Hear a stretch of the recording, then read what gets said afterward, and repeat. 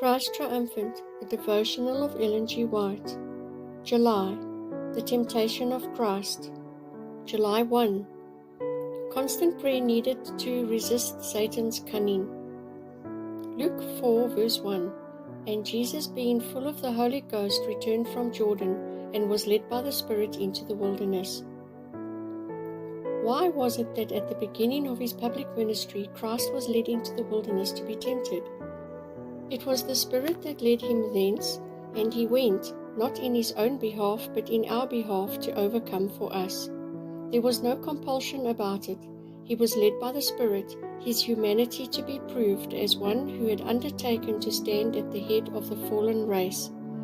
Christ had been and was then in perfect harmony with the Father. He was to be tried and tested as a representative of the race. He was led by the Spirit into the wilderness to meet the foe in personal encounter, to overthrow him who claimed to be the head of the kingdoms of the world. While in the wilderness, Christ fasted, but he was insensible to hunger, engaged in constant prayer to his Father for a preparation to resist the adversary.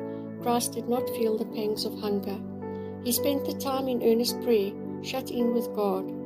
It was as if he were in the presence of his Father.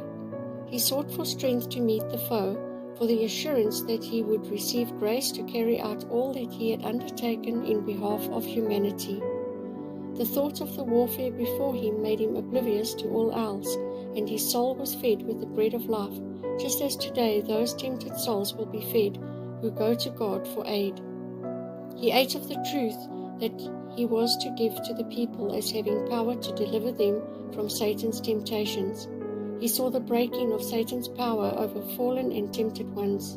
He saw himself healing the sick, comforting the hopeless, cheering the desponding, and preaching the gospel to the poor, doing the work that God had outlined for him.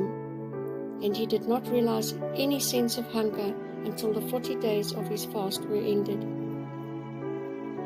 Christ is in the wilderness, the wild beasts his only companions, and everything around him tending to make him realize his humanity. Suddenly an angel appears before him, apparently one of the angels that he saw not long since, and addresses him with the words, "If thou be the Son of God, command that these stones be made bread." If thou be the Son of God. Here the insinuation of distrust, the words rankle with the bitterness in his, Satan's, mind. In the tones of his voice is an expression of utter incredulity. Letter 159, 1903. Manuscript releases 21, 8 and 9.